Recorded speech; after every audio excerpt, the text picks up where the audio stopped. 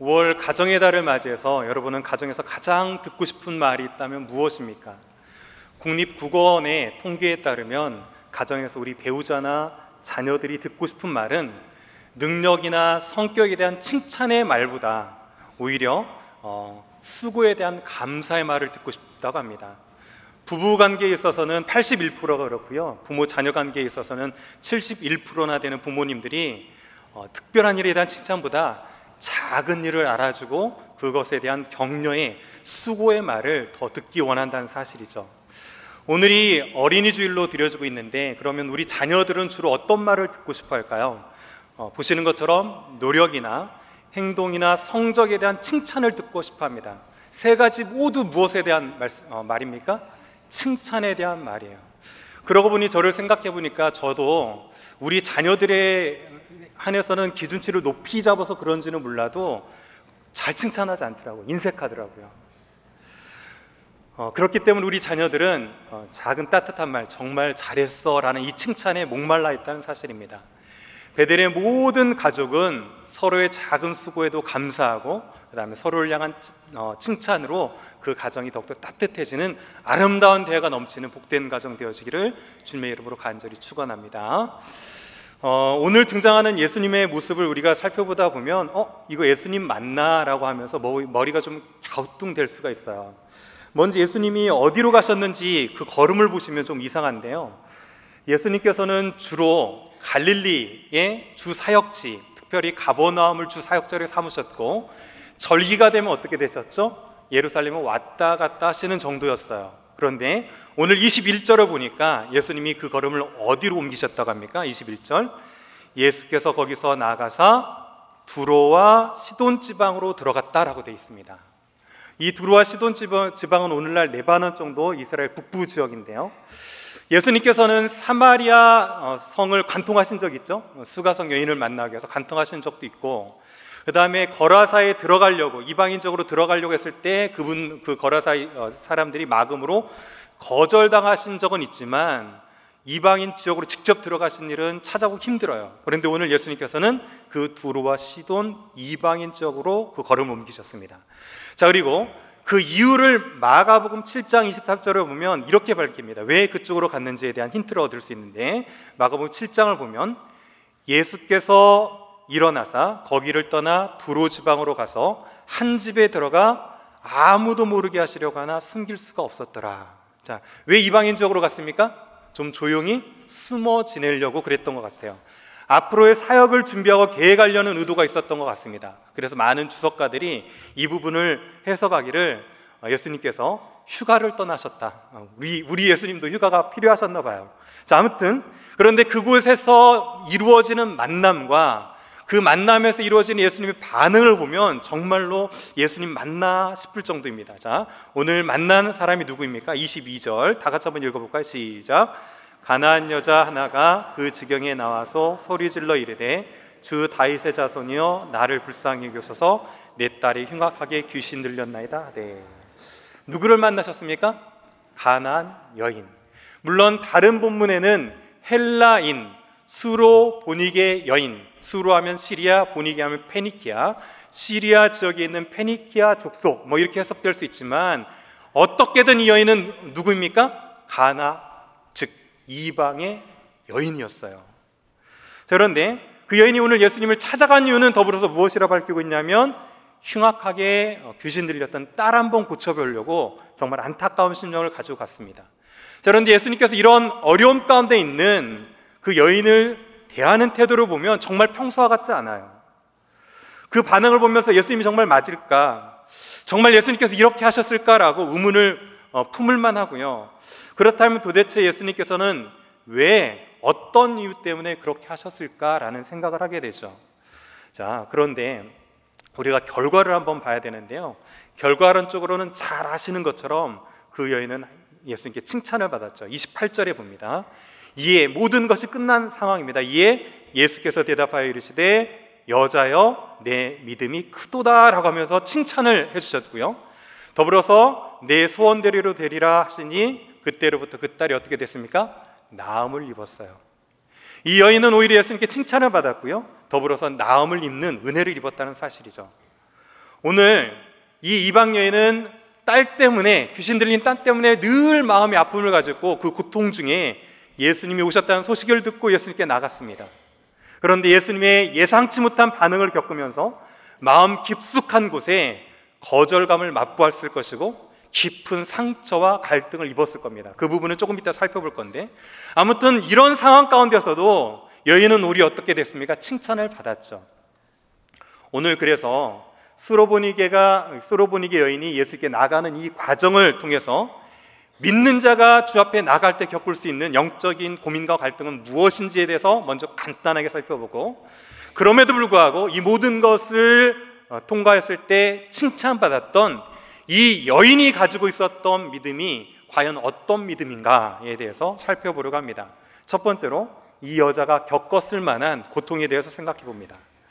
자, 주님 앞에 나가는 자가, 믿음을 가지고 나가는 자가 마음 가운데 겪을 수 있는 고통은 무엇입니까? 이것입니다. 우리의 간구에도 아무런 응답 없이 침묵하실 때 우리는 깊은 거절감을 경험하게 되죠. 하나님, 이것 정말 주님께만 나가야 해결받을 수 있습니다 라고 주 앞에 나가서 매달리고 부르짖었는데 여전히 침묵하시는 그 하나님의 침묵에 우리는 상실감을 맛볼 수 있다는 사실이죠. 자, 22절, 23절 그 여인이 어떻게 그렇게 상실감을 맛보게 되는지 22절, 23절을 다 같이 한번 읽어봅니다. 시작. 가나안 여자 하나가 그 지경에서 나와서 소리질러 이르되 주 다윗의 자손이여 나를 불쌍히 여기소서 내 딸이 흉악하게 귀신 들렸나이다되 예수는 한 말씀도 대답하지 아니하시니 제자들이 와서 청하여 말하되 그 여자가 우리 뒤에서 소리를 지르오니 그를 보내소서. 자, 여인은 간절한 소원을 가지고 예수님을 향해서 주님 제발 한 번만 불쌍히 여겨주세요. 제 딸이 귀신 들렸습니다. 제발 좀 고쳐주세요 라고 매달렸어요. 이 여인이 얼마나 끈질기고 큰 소리로 간절히 예수님의 무리를 향해서 외쳤든지 제자들이 오히려 앞서서 예수님께 이렇게 청합니다. 예수님 제발 저 여자를 꾸짖든지 아니면 청을 들어주시든지 하셔서 제발 좀 돌려보내세요. 모처럼 휴가 보내려고 좀 쉬려고 왔는데 진짜 시끄럽게 굴어가지고 귀찮아 죽겠습니다. 제발 좀 보내주세요로 할 정도로 간절히 외쳤다는 사실이죠. 그럼에도 불구하고 예수님은 어떻게 하셨습니까? 그 간절함의 외침에도 불구하고 어떻게 하셨죠? 아무 말씀, 한 말씀도 대답하시지 않고 침묵을 지키셨다는 사실입니다. 여러분도 동일한 경험을 하고 있지 않습니까? 정말 간절한 심령으로 하나님을 향해서 간절히 부르짖는데 여전히 침묵하시는 그 하나님 때문에 마음에 상실감을 혹시 맛보고 계시지 않습니까? 자, 그런데 드디어 예수님께서 입을 여셨어요. 자, 오늘 가나안 여인이 예수님의 침묵 속에서도 끝까지 포기하시지 않자 하나님 응답을 해주셨어요. 그런데 그 응답의 말씀이 우리 마음에 딱 와 부딪혀가지고 우리 자존심을 깨트리는 순간 우리는 더욱더 깊은 갈등으로 빠지게 된다는 사실이죠. 자, 도움을 구하는 여인에게 침묵을 깨신 예수님이 뭐라고 하셨는지 살펴보면 25절 여자가 와서 예수께 절하여 이르되 주여 저를 도우소서. 예수님께 이제 드디어 입을 열고 이렇게 얘기하시죠. 대답하여 이르시되 자녀의 떡을 취하여 개들에게 던짐이 마땅하지 아니하니라 라고 대답하셨어요. 거창한 것 같지만 한마디로 뭐라고 말씀하셨습니까? 네 청 들어줄 수 없고 너 뭐다? 개다 라고 말씀하신 거예요. 제가 지금 조심해야 됩니다. 왜냐하면 오늘날 개의 위상이 너무 높아져가지고요, 제가 개에 대해서 함부로 비하했다가는 제가 위험해요. 그런데 그 당시에도 일반적으로 개는 경멸의 대상이었습니다. 자, 개가 히브리어로 뭐라고 하냐면 케레브예요. 케레브. 자, 그런데 이 이름을 가지고 실질적으로 여러분의 자녀나 자손에게 이름을 많이 붙였을 경우가 있어요. 갈렙이에요. 갈렙. 갈렙 하면 그 뜻이 무엇이냐면 개라는 뜻이에요. 그러니까 여러분의 자녀 이름 가운데 갈렙 이렇게 붙이면 여러분도 모르는 사이에 그 자녀를 위해서 개 이렇게 부르고 계셨던 거예요. 자, 그런데 왜 갈렙이 이렇게 사람의 이름으로 붙여졌을까를 생각해 보면 개 중에 충성된 개 한 마리가 있죠. 어떤 개가 충성됩니까? 양을 치는 양치기 개만큼은 충성되이 주인을 따릅니다. 그래서 아마도 그 양치기개의 이미지에서 따다 붙였지 않았을까라는 생각이 들어요. 반면에 그런데 이제 이스라엘 성경에 나오는 개는 두 가지 의미로 크게 나뉠 수 있습니다. 첫 번째는 길거리에서 키는 야생개예요. 이런 개들은 이세벨의 피를 핥았다라는 표현의 이런 개인데요. 이 개는 경멸을 뜻합니다. 그것을 이제 뭐라고 헬라어로는 부르냐면 큐온이라고 이렇게 표현을 하고요.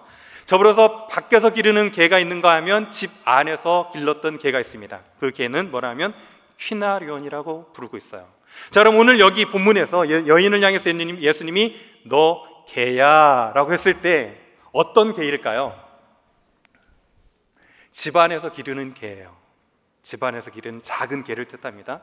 이 말을 들은 여인이 그래, 예수님이 그렇지, 야생개가 아니라 어머 내가 이렇게 귀여운 그 집안에서 기르는 야생이 아닌 애완용 개라고 라고 하면서 기분 좋아했을 일은 없다는 사실이죠. 그렇죠? 예수님께서 말씀하시는 이 말씀 앞에 그 여인은 자존심이 상했고 크게 마음이 부딪혀 몸으로 고통을 느꼈을 것입니다. 이렇게 하나님께 나와서 간절히 부르짖는데 침묵하시는 것 같을 때 고통을 느끼는가 하면 때로 하나님께서 말씀으로 응답해 주셨지만 그 말씀이 나의 자존심을 깨트리고 나를 무너뜨리고 내려놓게 하고 이해되지 않는 말씀으로 응답해 올 때 우리는 더욱더 큰 갈등과 범위를 하게 될 수도 있다는 사실입니다. 자, 그런데 이런 고통과 갈등 속에서도 이 여인은 예수님께 오늘 너의 믿음이 크다라고 칭찬받았어요. 과연 어떤 믿음이 그로 하여금 칭찬받을 수 있도록 하는 믿음이었을까요? 자, 첫 번째 그 여인이 소유했던 믿음입니다. 그 믿음은 무엇이냐면 변하지 않는 믿음이었어요. 어떤 믿음이라고요? 변하지 않는 믿음. 예수를 주로 고백하는 이 믿음만큼은 변하지 않았다는 사실이죠. 자, 처음 예수님을 찾아왔던 22절을 잠깐 보십시오. 나와서 소리질러 이르되 뭐라고 불렀습니까? 주 다윗의 자손이요. 처음 예수님을 만날 때부터 주로 고백하고 나왔어요. 자, 그리고 침묵의 시간이 쭉 이어지고 나서 예수님께 엎드려 절하면서 그 여인은 무엇이라고 했습니까? 25절 예수께 절하여 이르되 무엇이라고 불렀습니까? 주여라고, 저를 도와주소서라고 불렀어요. 그리고 자신을 개로 비유하면서 거절의 순간에 있는 그 순간마저도 이 여인은 예수님을 향해서 27절에 무엇이라고 고백합니까? 여자가 이르되 주여 올소이다 라고 얘기했어요.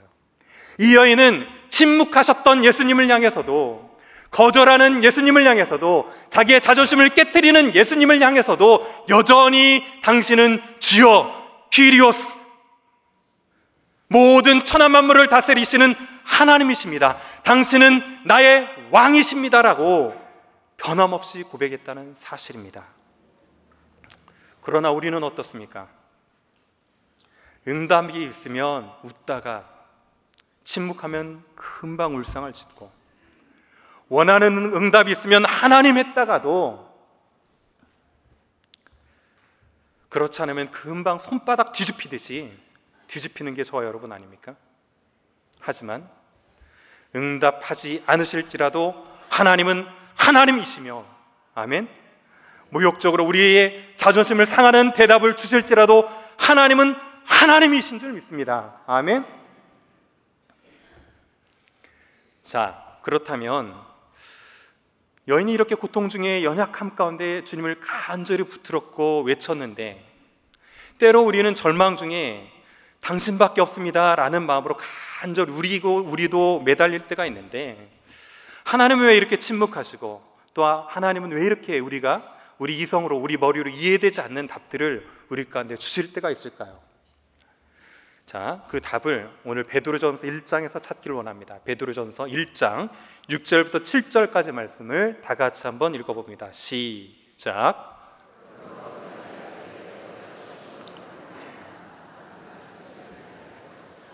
오히려 크게 기뻐하는도다. 너희 믿음의 확실함은 불로 연단하여도 없어질 금보다 더 귀하여 예수 그리스도께서 나타나실 때에 칭찬과 영광과 존귀를 얻게 할 것이니라. 아멘. 실제로 순금을 얻기 위해서는 불의 2번의 연단의 과정을 거쳐야 된다고 합니다. 잘 아시는 것처럼 금은 금덩어리로 존재하는 것이 아니라 큰 돌덩이 안에 어떻게 되죠? 작은 순금들이 박혀 있죠. 이 금을 추출하기 위해서 용광로에 던져가지고 불순물들을 제거하는 연단을 첫 번째 거칩니다. 그런데 여기서 끝나는 것이 아니고요, 두 번째 연단이 있어요. 이 순금의 순도를 확인하고 그 다음에 가치를 결정하기 위해서 이것을 다시 불에 집어넣는 두 번째 연단이 반드시 있어야 된다고 합니다. 그런데 칼빈은 이렇게 금을 연단하는 것이 우리의 믿음에 대해서도 매우 적절하게 적용된다는 말을 했어요. 자, 무슨 말입니까?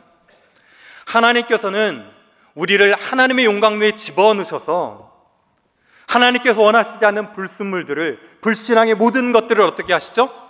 다 제하세요. 그리고 그렇게 제거하는 것으로 끝나지 않고 동시에 그 믿음이 참인지 거짓인지 증명하고 세상으로 하여금 드러내도록 하기 위해서 두 번째 연단을 거치신다는 사실이에요. 생명도 없고 또 언젠가 없어질 금도 그것을 얻고 그것의 가치를 증명하기 위해서 불로 연단해야만 한다면 금보다 더 귀한 참된 믿음의 확실함이야말로 하나님의 용광로에 더욱더 연단되는 것은 당연하다는 사실입니다. 그런데 이 중에 혹시 지금 그 연단의 과정을 겪고 계신 분이 계십니까? 그 고통이 너무너무 무겁고 깎여져 나가는 것이 너무 고통스럽고 모든 세상 사람은 다 겪지 않는 것 같은데 나만 갖는 고통 같고 지금 그 용광로와 같은 그곳에서 연단받고 계신 분이 계십니까? 그것이 아무리 고통스럽고 이해되지 않고 힘겨울지라도 예수를 주로 고백하는 이 믿음만큼은 결코 흔들리거나 변함없는 베델의 성도 되어지기를 축원합니다. 세상을 이기니 이것이, 세상을 이기는 승리는 이것이니 우리의 믿음이니라. 여러분, 아무리 힘겨운 고통이라도 그것을 이길 수 있는 것은 여러분의 믿음인 줄 압니다. 그 믿음 가지고 승리하실 수 있기를 간절히 축원합니다. 자, 두 번째로 이 여인이 가지고 있었던 믿음은 인정하는 믿음이었어요. 자, 무엇을 어떻게 인정했냐면 말씀 앞에서 자신을 겸손하게 인정했어요. 자, 27절을 잘 보면 그 여자가 이렇게 얘기했죠. 예수님께 여자가 이르되 주여 올소이다마는 개들도 제 주인의 상에서 떨어지는 부스러기를 먹나이다 하니. 가나안 여인을 개로 비유하면서 청을 거절하시는 예수님의 말씀에 상처받을 수 있었겠지만 이 여인은 무엇이라고 했냐면 겸손하게 주님 옳습니다, 저 개 맞습니다라고 전적으로 인정했다는 사실입니다. 자, 가정에서 듣고 싶은 말이 있는가 하면 가정에서도 듣기 싫어하는 말이 있어요. 아까 그 통계에 따르면 부부나 자녀 관계에서는 다른 사람과의 비교하는 말을 정말 듣기 싫어한다고 합니다. 그 외에도 부부의 관계에서는 경제적인 능력이나 가사의 능력에 대해서 불평하는 말을 듣기 싫어하고요, 특별히 자녀들 같은 경우는 성적에 대한 불만의 말을 듣기 싫어한대요. 자, 그렇다면 우리 부모님들은 자녀에게 어떤 말을 듣기 싫어하느냐? 비교하는 말보다 앞서 있는 게 있는데 이 말이에요. 내 말을 잔소리처럼 듣는 말. 우리는 그 자녀를 위해서 정말 성심성의껏 걱정해서 하는 얘기인데 자녀가 이렇게 얘기하는 거죠. 아유, 고리타분해, 그만해, 그 잔소리 그만해, 됐거든 아빠, 뭐 이렇게 하는 말들을 우리 부모님들이 들을 때는 상처를 입는다는 거죠. 가정에서 듣기 싫은 말이 있는 것처럼 교회 안에서도 혹시 듣고 싶지 않은 말들이 있지 않습니까? 현대 그리스도인들은 특별히 돈과 죄에 대해서 이야기하는 것을 별로 좋아하지 않습니다. 교회에서 돈 이야기하는 거 별로 좋아하지 않죠. 물론 성경적으로 물질에 대해서 잘못 가르치는 것이 문제일 수도 있고 그 돈이 너무 소중해서 더 이상 터치하지 말라 하는 마음으로 그럴 수도 있겠지만 믿음이 좋다는 분들도 돈 얘기하는 걸 별로 좋아하지 않아요. 뿐만 아니라 더불어서 죄에 대해서 얘기하는 것도 좋아하지 않습니다. 자신의 감추어진 치부를 드러내는 것이 부끄러워서 그런지 아니면 그동안 자기가 쌓아올린 착함이라는 의가 한순간에 무너지는 것을 보기 싫어서 그러는 건지는 모르겠지만 세상 사람뿐만 아니라 교인들조차도 죄에 대해서 별로 듣기 좋아하지 않습니다. 그러나 성경은 이렇게 얘기합니다. 의인은 없나니 하나도 없으며 선을 행할 자는 너희들이 생각하기에 조금 착하게 사는 것 같으냐? 그런데 그 선을 행할 자는 하나도 없다. 모든 사람이 죄를 범하였음에 하나님의 영광에 이를 수 없다. 모든 사람이 죄를 지었으므로 사망에 이를 수밖에 없다라고 말씀하고 있어요. 성경은 이렇게 우리를 향해서 철저히 죄인이라고 얘기합니다. 죄인이라는 말을 들었을 때 어떻습니까? 듣는 죄인 살짝 기분 나쁘시려고 하십니까? 아니면 아멘, 제가 그렇죠 라고 하는 마음이 듭니까? 일부 예배 끝나고 나가시는 분이 저한테 향해서 이런 말씀하고 가셨어요. 목사님, 저는 개만 또 못합니다, 뭐 이렇게 하고 가셨어요. 죄인이란 말을 들을 때 여러분은 어떤 생각이 드나요? 마가복음 9장은 이렇게 얘기합니다. 만일 내 눈이 너를 범죄하거든 빼어버리라. 한 눈으로 하나님의 나라를 들어가는 것이 두 눈을 가지고 지옥에 던져지는 것보다 나으니라. 거기에서는 구더기도 죽지 않고 불도 꺼지지 아니하느니라. 사람마다 불로써 소금 치듯 함을 받으리라 라고 얘기하고 있어요. 성경은 이렇게 얘기합니다. 모든 인간은 죄인이고 그 죄가 아무리 작을지라도, 아무리 하찮은 것일지라도 그 죄를 가지고서는 천국에 들어갈 수 없으며 영원한 형벌인 불못 지옥에 던져질 수밖에 없다라고 얘기합니다. 여러분, 하나님 앞에, 하나님 말씀 앞에 우리 자신이 벗겨지고 부끄러움을 당하고 한없이 자존심 깨어지는 그 말씀 앞에서 설지라도 겸손한 마음으로 아멘 인정하는 믿음이 큰 믿음인 줄 압니다. 아멘. 여러분 가운데 어떻게 다가오는 말씀이든지 간에, 여러분 어떤 모습으로 다듬어 가시든지 간에, 여러분의 자존심을 어떻게 깨뜨려 놓든지 간에 그 안에서 아멘으로 인정하실 수 있기를 주의 이름으로 간절히 축원합니다. 아멘. 그런데 이렇게 말씀 앞에서 자신을 겸손히 인정할 때 비로소 생기는 전환점 한 가지가 있어요. 한번 상상해 보겠습니다. 만약에 이 여인이 이렇게 했다고 행동했으면 어떻게 됐을까요? 소문 듣고 어떻게든 내 딸 한번 고쳐보려고 했더니 아, 예수님 되게 비싸게 구네. 들었던 소문하고 조금 다른데? 왜 나한테만 그래? 아, 예수님도 별 수 없구나.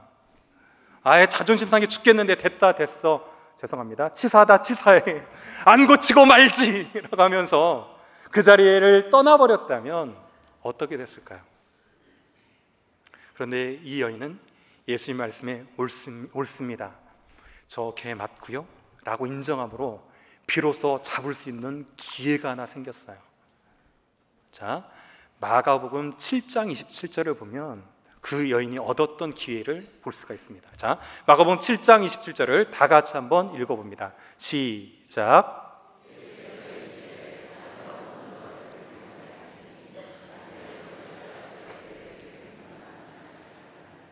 자, 어디에 빨간색이 딱 가 있습니까?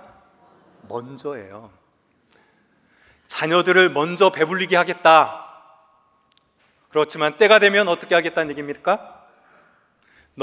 걔는, 이방인들은 전혀 그거를 줄 의향이 없다라는 말입니까? 아니면 때가 차면 그 다음으로 너희를 주겠다는 말입니까? 다음이란 기회에 약속의 말씀을 그 여인은 부여잡았다는 사실이에요. 실제로 집 안에서 기르는 개를 주인은 굶기는 경우가 없다고 합니다. 자녀들이 다 먹고 남은 빵 조각을 던져주기도 하고요. 그릇을 어떻게 할까요? 빵으로 싹싹 닦아가지고 그 닦았던 빵을 어떻게 할까요? 개들에게 던져줬어요. 개들을 굶기는 적이 없었다는 사실입니다. 자, 이렇게 마지막으로 부여잡은 기회를 가지고 이제 여인이 주 앞에 간구를 했습니다. 자, 이제 그 마음 가지고 우리가 오늘 본문 27절을 다 한번 읽어봅니다. 자, 오늘 본문 여자가 이르되, 시작. 여자가 이르되 주여 올소이다마는 개들도 제 주인의 상에서 떨어지는 부스러기를 먹나이다. 무엇을 구했습니까? 부스러기를 구했어요. 그런데 마가복음을 보면 이것을 조금 자세히 이제 설명하는데 자세히 설명하기 위해서 원어적으로는 작은이라는 단어를 여러 번 사용합니다. 아이도 그냥 아이가 아니고요, 작은 아이가, 개도요 그냥 개가 아니었고 작은 개가, 부스러기도 그냥 부스러기가 아니라 어떤 부스러기입니까? 작은 빵 부스러기를 구했어요. 작고 작은 것을 이 여인은 구했다는 사실입니다. 우리는 쉽게 착각하죠. 현대를 살아가면서 큰 것을 구해야만 큰 믿음이라고 생각해요. 그렇지만 큰 것을 구해야만 큰 믿음이 아니죠. 자기 욕심을 채우는 것이라면 세상에 아무리 큰 것을 구한다고 할지라도 그 믿음은 작은 믿음입니다. 반면에 똑같이 생각해 보면 작은 것을 구했다고 작은 믿음이 아닙니다. 비록 부스러기 작은 것을 구할지라도 주님의 은혜가 아니면 살아갈 수 없습니다. 주님의 은혜면 저는 충분합니다라는 가난한 심령으로 하나님의 나라의 것을 구하는 이 믿음이 큰 믿음이라는 사실이죠. 제 삶을 되돌아보면 저도 누가 봐도 가난했던 적이 있어요. 물론 제 외모가 귀티가 흘러가지고 잘 안 믿을 아닌가요? 나름 그렇게 착각 속에 빠져 삽니다. 풀을 보면서 저 풀이 먹어야 되는 풀인지 말아야 되는 풀인지 고민했던 적이 있어요. 먹는 풀이면 뜯어다 먹었던 적이 있습니다. 그런데 그때를 생각해 보면 제 심령이 되게 가난했더라고요. 하나님 앞에서 주님의 은혜 아니면 살아갈 수 없다는 이 가난함이 제 마음 가운데 있었더라고요. 요즘 삶을 살펴보면 하나님께 한편으로는 너무 감사하고 한편에는 너무 죄송해요. 오해 없이 들으시기 바랍니다. 너무나 많은 것을 누리게 하셔서 어떤 때는 정말 신분이 저희 식탁이었을 때도 있었으니까 그에 비하면 너무 많은 것들을 누리게 하신 것이 너무너무 감사한데, 한편으로 되돌아보면 그렇게 많은 것들을 누리게 하신 이것이 하나님을 향한 가난함을 사라지게 하지는 않았나라는 생각을 하면 너무너무 죄송해요. 지난달에 멕시코 과달라로 나눔셀과 함께 이제 단기 선교를 잠깐 다녀왔습니다. 가장 인상 깊었던 것은 둘째 날 셀을 신방했던 셀 신방이었어요. 그쪽도 이제 선교사님이 가정사역을 중심으로 해가지고 셀을 사역을 활발히 펼치고 계시는데요, 달동네 중에 달동네를 갔습니다. 현지인들도 가지 말래요, 위험하다고. 그런데 이 선교사님이 관계를 잘 맺어가지고 안전함 가운데 갔다 왔어요. 정말 조그만한 방이었는데요, 아이부터 어른까지 40명 이상 몰려 있었어요. 놀라지도 않네요. 작은 방이었는데 40명 들어가 있었습니다. 보잘것없는 음식이었고요, 정말 아무것도 아닌 음식, 그 음식 먹으면서 정말 기쁘게 나누더라고요.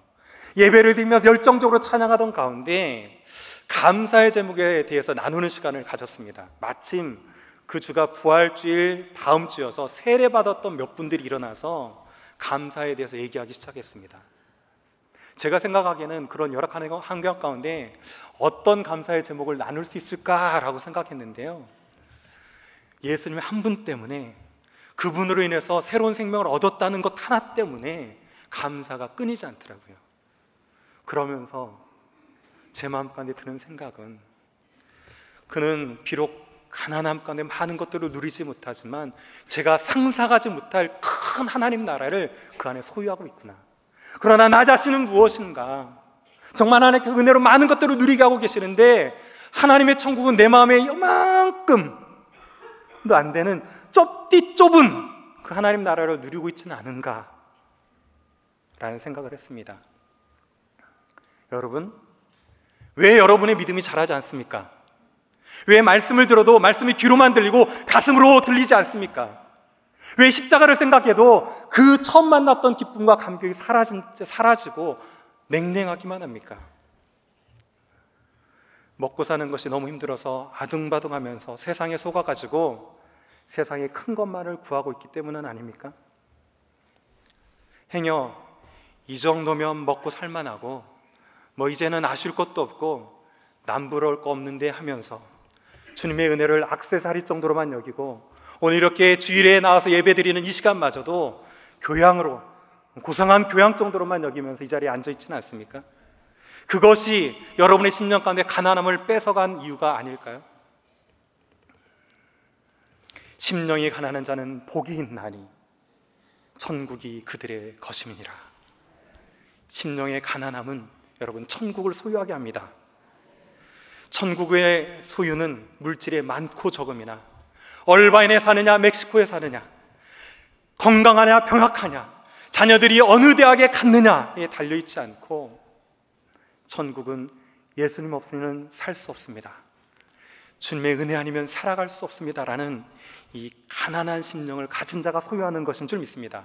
아멘. 이제 마지막으로 한 가지만 더 살펴보고 말씀을 마칠까 합니다. 물론 이 여인의 믿음마저도 전적으로 하나님이 주신 것입니다. 아멘. 이 믿음은 하나님이 주신 거죠. 아멘. 자, 그런데 이 여인이 어떻게 그 믿음을 소유할 수 있었을까 하는 것을 살펴보기 원합니다. 어떻게 변함없는 믿음, 자존심이 상해도 끝까지 자기 자신을 인정하고 포기하지 않는 믿음, 오직 주의 은혜만을 간구하는 이 믿음을 가질 수 있었을까 하는 이 부분을 딸을 고치기 위해서 여인이 예수님께 구하는 장면을 보면서 한번 그 비결을 찾아보기 원합니다. 22절, 25절에 보면 이제 그 여인이 예수님을 향해서 이렇게 외칩니다. 자, 다 같이 한번 읽어볼까요? 시작. 주여 저를 도와주소서. 자, 무엇이 비결인 것 같습니까? 여러분, 이 여인의 간구가 남다른 것이 무엇입니까? 무엇이 비결처럼 느껴지시나요? 자, 잘 보십시오. 지금 귀신 들린 자가 이 여인입니까? 딸입니까? 딸이죠. 자, 그럼 이렇게 외쳤어야죠. 주님, 내 딸을 불쌍히 여겨주세요. 주여 내 딸을 도와주세요라고 했어야죠. 그런데 그렇게 하지 않고 어떻게 했습니까? 주님, 나를 불쌍히 여기시고 저를 도와주시옵소서라고 외쳤죠. 여러분, 이것은 단순히 모정이나 귀신 들리는 딸 때문에 저 너무 힘들어 죽겠어요, 저 좀 도와주세요라는 외침이 아니지 않습니까? 이 여인은 고통을 통해서 그 딸과 하나가 되었고 그 딸을 자신과 완전히 동일시해서 하나처럼 여기고 있다는 사실입니다. 주여 나를 불쌍히 여기소서라는 이 간구는 귀신 들린 것은 딸이고 나는 아니고, 그가 겪는 고통은 그 딸이 겪어야 하는 고통이고 내 고통은 아니고 라는 것이 아니라 그 딸과 완전히 하나 되어서 귀신 들린 딸이 겪어야 될 고통 이상으로 고통스러워하고, 자녀의 비록 문제이지만 그 문제는 자녀의 문제가 아니라 나의 믿음의 문제인 것을 알고 주 앞에 나와서 매달리는 그 고백이 아닙니까? 여러분, 믿음은 그 사람과 문제를 나와 동일시할 때 자라고 간절해집니다. 여러분의 가족과 여러분의 자녀 중에 문제 있는 사람이 있습니까? 그것은 그냥 단순히 그 누군가 자녀의 문제가 아니고 여러분의 문제예요. 그 자녀를 힘들게 하려고 그렇게 한 것이 아니고요, 물론 그것을 통해서 그 자녀를 다듬어가는 과정 중에 있지만 여러분의 믿음을 다듬기 위한 하나님의 방법인 줄 압니다. 셀 식구 중에 여러분이 아는 고통을 겪는 분이 계십니까? 그냥 그것은 그것으로 하여금 여러분에게 누군가의 고통을 알게 하기 위해서 붙여놓은 셀 식구가 아니에요. 그 고통을 통해서 하나의 마음을 깨닫고 그분의 고통이 나의 고통이 됩니다.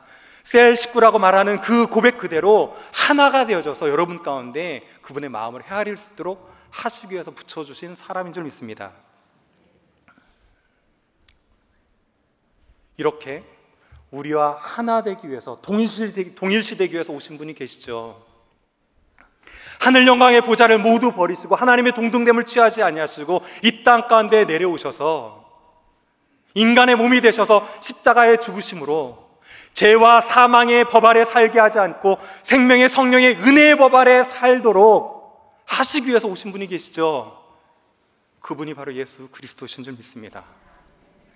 그분께서는 사망에 영원히 눌려있던 것이 아니라 사망 것에 깨뜨리시고 3일 만에 부활하심으로 새로운 생명을 우리 가운데 주셨고, 그 생명 받은 자답게 세상에 없어질 것을 향해서 달려가는 것이 아니라 주님의 은혜만을 사모하면서 살아가도록 만드시기 위해서 부활하신 분이 계시죠. 그분이 우리 구주 예수 그리스도인 줄 믿습니다. 그 예수님께서는 우리가 고통 중에 신음하는 것보다 우리보다 더 아파하시죠. 그 예수님께서는 연단 받으면서 자라지 않고 여전히 제자리 걸음하는 우리의 믿음을 보시고도 우리보다 더 안타까워하시는 분이세요. 우리의 믿음은 쉽사리 흔들릴 수 있습니다. 하지만 우리 구주 예수 그리스도는 세상 끝날까지 변함없이 우리를 붙들어 주실 줄 믿습니다. 우리 모습에 우리조차 인정하기 싫어질 때가 있어요. 그러나 예수님께서는 있는 모습 그대로를 받아주시고 지금 이 순간도 우리를 다듬어 가고 계신 줄 믿습니다. 우리는 미련하여서 안개와 같이 사라질 세상의 큰 것만을 쫓아 살아갑니다. 그러나 예수님께서는 우리 손을 비우게 하시고 더 좋은, 가장 좋은 것들로 우리를 채워가시는 중인 줄 믿습니다. 흔들리고 연약하고 미련한 우리에게 소망이 있는 것이 아니라 우리의 소망은 믿음의 주요 온전케 하시는 이신 예수 그리스도께 있는 줄 믿습니다. 오늘 또 그분의 십자가 보혈의 은혜를 더욱더 사모하며 주님 그 은혜 아니면 살아갈 수 없습니다, 오직 예수님밖에 없습니다라는 이 부스러기를 구하는, 은혜를 구하는 큰 믿음을 가지고 다시금 일어서실 수 있는 베델의 모든 성도님들 되어지기를 주의 이름으로 간절히 축원합니다. 이 마음 가지고 다 같이 한번 찬양했으면 좋겠습니다. 오늘 예배 전에 예배하면서 하나님께 드렸던 찬양인데요, 하나는 그렇습니다. 주님의 은혜 없이는 살아갈 수가 없습니다. 오직 우리 가운데 예수님밖에 없습니다는 이 믿음의 고백을 가지고 다 같이 한번 찬양하도록 합니다.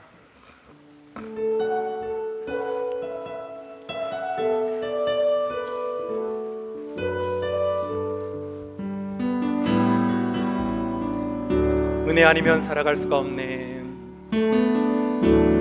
은혜 아니면 살아갈 수가 없네. 호흡마저도 다 주의 것이니 세상 평안과 위로 내게 없어도 오직 예수뿐이네. 은혜 아니면 살아갈 수가 없네. 은혜 아니면 살아갈 수가 없네. 호흡마저도 다 주의 것이니 세상 평안과 위로 내게 없어 오직 예수뿐이네. 크신 계획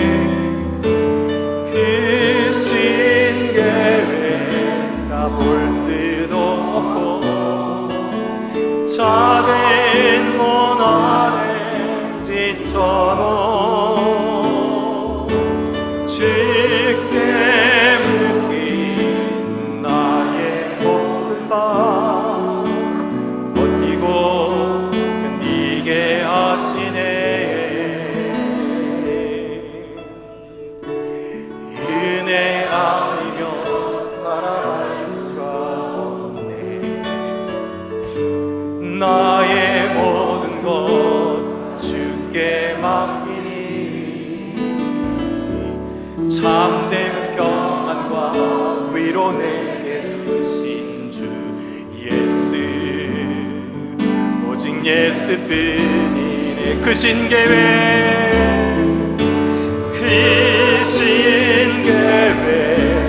다 볼 수도 없고 작은 문 안에 지쳐도 주께 묶인 나의 모든 삶 버티고 견디게 하시네. 두 손을 높이 들고 크신 계획 다 볼 수도 없고 작은 문 안에 지쳐도 주께 묶인 나의 모든 삶 버티고 견디게 하시네. 두 손을 가슴에 모으고 고백합니다. 은혜 아니면 살아갈 수가 없네. 나의 모든 것 다 주께 맡기니 참된 평안과 위로 내게 주신 주 예수 오직 예수뿐이네. 예수 오직 예수뿐이네. 오직 예수뿐이네. 오직 예수뿐이네. 오직 예수뿐이네. 하나님께서는 우리로 하여금 예수로 살도록 저와 여러분을 믿음으로 초청해 주셨어요. 그럼에도 불구하고 인생의 짐이 무거워지고 또한 때로는 주심풍 안에 푹 빠져서 은혜는 다 잊어버린 채 여인이 가졌던 변함없는 믿음도, 말씀 앞에 자신을 인정하는 모습도, 예수님 없이 살 수 없습니다라는 이 부스러기 신앙도 잊어버린 채 살아가고 있지는 않습니까? 이 시간 주님 의지할 때 그 은혜로 우리를 회복시켜 주소서 하는 마음 가지고 짧지만 다 같이 한번 기도하도록 합니다. 기도하시겠습니다. 주님, 그렇습니다. 주님은 그렇게 은혜로 살게 하시려고 이 땅 가운데 오셨고, 은혜로 살게 하시려고 아버지 하나님 그 십자가로 나의 모든 죄를 대속하여 주셨고, 세상이 아닌 주님으로 살게 하시기 위하여서 아버지 하나님 부활의 영광으로 이 땅 가운데 아버지 하나님 다시금 그 생명의 선물 우리 가운데 주셨건만 나는 아버지 하나님 미련하고 우둔하여 여전히 세상을 쫓아 살아갑니다. 그러나 다시금 우리가 일어날 소망이 있는 것은 예수 그리스도 안에 있는 줄 믿사오니, 여기 안에 고통 중에 있는 모든 아버지 하나님 자들이 있다면 다시금 소망 되시는 예수 그리스도를 부여잡고 일어나게 하여 주옵소서. 풍요에 빠져 은혜 없이 살아가는 자가 있다면 주여 다시금 주님을 붙들 수 있는 귀한 은혜를 허락하여 주옵소서. 주님, 그렇습니다. 예수님 없이는 살아갈 수 없습니다. 은혜 없이는 살아갈 수 없습니다. 주님, 이 자리 가운데 다시금 우리를 새롭게 하여 주옵소서. 예수 그리스도의 이름으로 기도드리옵나이다.